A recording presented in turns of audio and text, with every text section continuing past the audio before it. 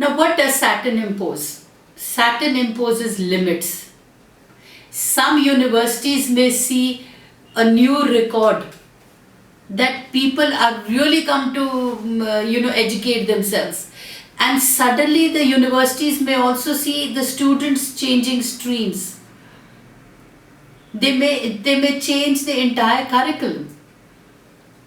The organizations where you're working, you may suddenly feel that people have become realistic and either they are resigning from their jobs which they no longer enjoy, or there are people who are willing to take up a different stream because they feel that if they go into a different department, they may enjoy their work more. So there's a lot of change. There is a lot of change. It is actually collaborating with your heart and mind interests. Now, I am going to be talking about how this is going to be effective to each sign.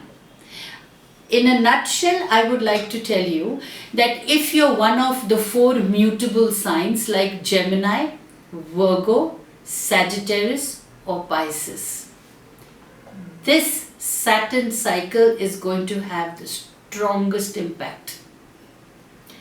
Get ready to see many structures or the major structures in your personal and professional life take a whole new mature shape.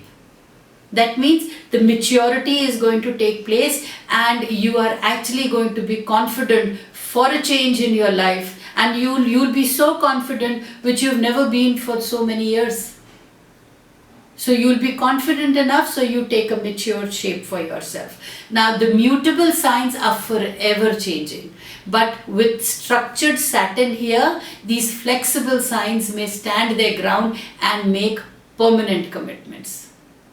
If you see, Gemini doesn't readily make a commitment, but now since it's matured, it's taken its reality check, it's taken its practical view, suddenly you will see that Geminis are making commitments. Virgos who are perfectionists realize that this is it and they would make a commitment. Sagittarians and Pisces who are forever in their own world will make a commitment because for a change their minds would have been matured and they would be confident of taking their next steps.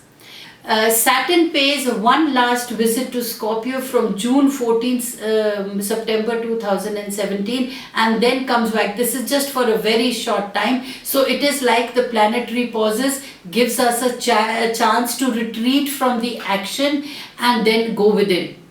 That means if perchance you've taken an action and when that pause is taking place, you feel somewhere in June, July, you feel that no, this action is not right, you can actually change that action and go towards the action in which you truly believe. So introspection is very important because Scorpio gives introspection. So in June, July 2017 is where introspection will take place and you will be able to embark upon new chapters of your life.